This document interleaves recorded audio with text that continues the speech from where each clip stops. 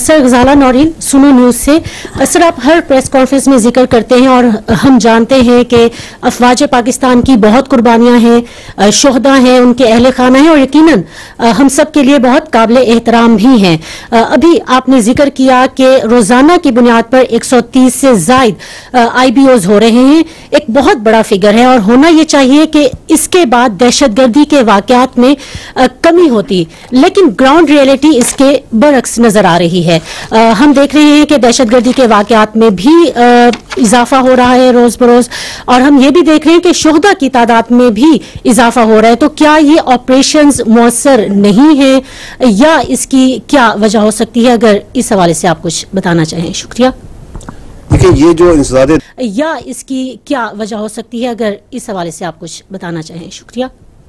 देखिए, ये जो इंसदादे दहशतगर्दी के ख़िलाफ़ जो पाकिस्तान की जंग है, ये एक मंजूर शुदा और एक मरबूत हिकमत अमली के तहत लड़ी जा रही है। मुख्तलिफ सियासी जमातों, स्टेक होल्डर्स और तमाम हुकूमतों ने ये जो हिकमत अमली है इसको मुरतब किया। ये national action plan, revise national action plan और अब अज़्म इस्तेहकाम के नाम से एक डॉक्यूमेंटेड शक्ल में भी मौजूद है। इसके अंदर जो काइनेटिक एक्शंस हैं, जो फ़ौज पाकिस्तान के और कानून नाफिज करने वालों इदारों के काम हैं, वो भी एक मरबूत हिकमत अमली के तहत किए जाते हैं और वो उसके 4 फेजेस हैं: clear, hold, build and transfer. तो आपका जो सवाल है कि ये क्यों दहशतगर्दी बढ़ रही है, तो we'll have to then understand that what is going on. तो ये जो अफवाज पाकिस्तान का और कानून नाफिज करने वालों ने 4 मरहलों में काम करना है, जो एक मरबूत हिकमत अमली तयशुदा, इस पर तमाम स्टेक होल्डर्स का एग्रीमेंट है, क्लियर, होल्ड, बिल्ड, ट्रांसफ़र। इसमें जो फ़ौज का काम है वो है दहशतगर्दी से इलाकों को क्लियर करना और उनको आर्जी तौर पर होल्ड करना, ताकि वहाँ पे जो बाकी स्टेक होल्डर्स हैं, जो इंतज़ामिया है, वो वहाँ पे उसके लिए एक साजगार माहौल प्रोवाइड किया जाए जिसमें आके वो समाजी और मुआशी मंसूबे लगाए और फिर उस इलाके को कुल्ली तौर पे टेक ओवर करें। इसमें जो फ़ौज है और कानून नाफिज करने वाले इदारे हैं, इंटेलिजेंस एजेंसीज हैं, इन्होंने ये 2 दिहाइयों से ज़्यादा जो दहशतगर्दी की जंग लड़ रही है, इसमें 46,000 मुरब्बा किलोमीटर से ज़्यादा इलाका है जिसको दहशतगर्दों से क्लियर करवा चुकी है। 46,000 किलोमीटर से ज़्यादा मुरब्बा किलोमीटर ज़्यादा इलाका है, उसको क्लियर करा चुकी है। And that is why we always say that there is no go area in Pakistan. यहां कोई ऐसा इलाका नहीं जहां पे अमलन दहशतगर्दों की इजारादारी हो। तो जो क्लियर और होल्ड के फेजेस हैं वो तो मुकम्मल हो चुके हैं,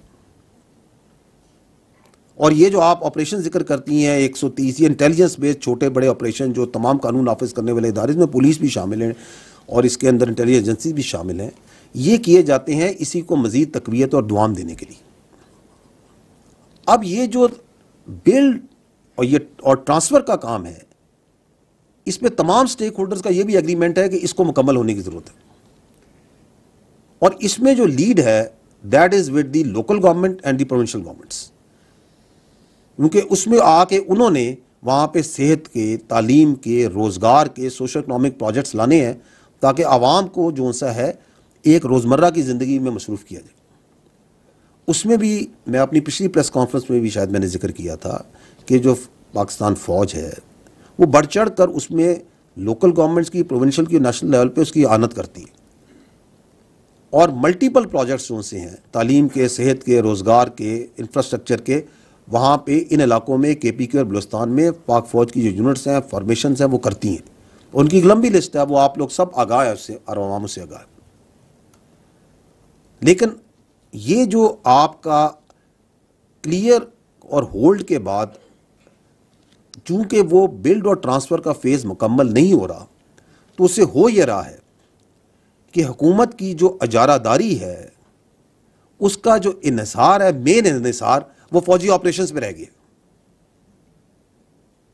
ان علاقوں میں حکومت کی اجارہ داری کا ذریعہ یہ فوجی آپریشنز نہیں ہو سکتے خالی. اور اس کی وجہ سے دوسرا یہ ہو رہا ہے کہ کئی علاقے ایسے ہیں جن کو ہم بار بار کلیئر کر رہے ہیں، حوالے کرتے ہیں انتظامیہ کے، دوبارہ جو سا چونکہ بلڈ اور ٹرانسفر فیز نہیں ہوتا وہ دوبارہ کلیئر کرنے پڑتے ہیں. اس کا ایک اور فال آؤٹ یہ ہو رہا ہے کہ آرمی کی جو پرلونگ ڈپلائمنٹ ہے، بیکاز بلڈ اور پھر جو انتظامیہ نے ٹرانسفر لینا ہے ان علاقوں میں، صوبائی حکومتوں نے اور جو وہاں کی انتظامیہ لوکل گورنمنٹس ہیں، دے شوڈ ٹیک اوور. وہ چونکہ نہیں ہو رہا تو اس کی وجہ سے جو پرلونگڈ آرمی ڈپلائمنٹ ہے اس کے اپنے ایشوز ہوتے ہیں، اور اس کی وجہ سے فوج کے خلاف ایک زہریلا بیانیہ بنانے کا لوگوں کو موقع ہی ملتا ہے. تو this is one reason, but this is not the only reason. The other reason is کہ جو کہ ہمیں اعداد و شمار اور شواہد بتاتے ہیں وہ یہ ہے کہ اگست 2021 سے اس کے بعد سے جو فتنہ الخوارج ہے اور دہشت گرد ہیں، ان کی جو سہولت کاری ہے وہ بڑھ چکی ہے جب سے افغانستان میں تبدیلی آئی. اور یہ سہولت کاری جو سی ہے، یہ چاہے ٹریننگ کیمپس کی شکل میں ہو، چاہے یہ لاجسٹک سپورٹ کی شکل میں ہو، چاہے یہ افغان شہریوں کا خود فتنہ الخوارج اور دہشت گردوں میں شامل ہونے کی شکل میں ہو، چاہے یہ خودکش بمباروں کی پروویژن کی شکل میں ہو، چاہے یہ جو چھوڑا ہوا امریکی اسلحہ ہے اس کی جدید اسلحے کی فراہمی کی شکل میں ہو، یہ بڑھ چکی ہے. اور اس سلسلے میں حکومت پاکستان افغان عبوری حکومت کے ساتھ رابطوں میں ہے. یہ اس برادر، یہ ہمارا پڑوسی اسلامی ملک ہے افغانستان، اور پاکستان نے ہمیشہ اس کا بڑھ چڑھ کے ساتھ دیا، اسپیشلی جب بھی وہاں پہ کوئی مشکلات آئی. اور ہم یہ چاہتے ہیں کہ وہ اس برادر پڑوسی اسلامی ملک کو جس نے ہمیشہ اس کا ساتھ دیا ہے، اس کے اوپر خارجین کو قطعاً فوقیت نہ دے. اور یہ وہ خارجین جن کا نہ کوئی دین اسلام سے تعلق ہے، نہ ان کا کوئی انسانیت سے تعلق ہے، اور نہ ہی ان کا کوئی قبائلی اقدار اور رواج سے کوئی تعلق ہے. حکومت پاکستان اور افغانستان کے درمیان بہت سی چیزوں میں رابطے ہیں، اچھے تعلقات ہیں، بہت سے معاملات پہ بات چیت چلتی ہے. اور جو لوگ یہ سمجھتے ہیں کہ ان دو برادر پڑوسی اسلامی ممالک میں غلط فہمیاں پیدا کر کے رکھنے ڈال سکیں گے وہ، تو ان کو ہم صرف یہی کہیں گے کہ وہ خیالی دنیا میں رہتے ہیں.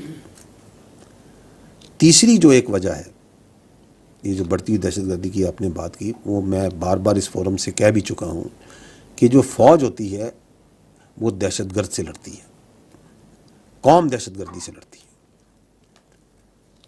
اسی لیے حکومت نے یہ جو ریوائز نیشنل ایکشن پلان کی ایک نئی شکل جو حکمت عملی کی عزم استحکام کے نام سے تمام سٹیک ہولڈر کے ساتھ بیٹھ کے پیش کی. اس کا مقصد کیا ہے؟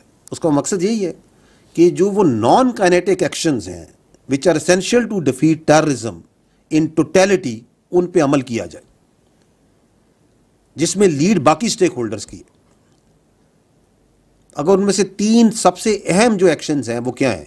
وہ ہے کہ پاکستان کے کرمنل جسٹس سسٹم کو مضبوط کیا جائے، ٹیرر کرائم نیکسس کو توڑا جائے، جو دہشت گرد ہیں اور جو کرمنل مافیاز کا آپس میں نیکسس بنا ہوا ہے اس کو توڑا جائے.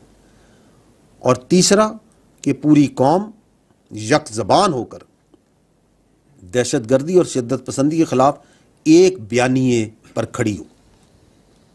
تو اس میں لیڈ جون سی ہے ان نان کائنیٹک ایکشنز میں بھی باقی سٹیک ہولڈرز کی اور سیاست کی ہے. ہم ان کی ہمیشہ کی طرح بھرپور آنت اور معاونت کرتے رہیں گے. تو ان نٹشل جو آپ نے بات کی، اور بالکل آپ کا جنون سوال ہے کہ اتنے آپریشنز ہو رہے ہیں، کیوں ہو رہے ہیں، تو میں آپ کو یہ بتانا چاہ رہا ہوں کہ اٹ از بیکاز کہ کلیئر اینڈ ہولڈ مکمل ہو چکا ہے، بلڈ اینڈ ٹرانسفر کا انتظار ہے اور بڑے عرصے سے انتظار ہے. کراس بارڈر فیسیلیٹیشن ایک پرابلم ہے جس کو ایڈریس کیا جا رہا ہے اور جس کے لیے بہت سی بات چیت کی جا رہی ہے اور ایکشنز لیے جا رہے ہیں. اینڈ تھرڈلی یہ نان کائنیٹک ایکشنز جو ہیں which are part of national action plan, revised national action plan, عزم استحکام, in which the lead is with the non-kinetic partners of this campaign یہ جو انسداد دہشت گردی کی ہے, this must be done. That is what is the reason.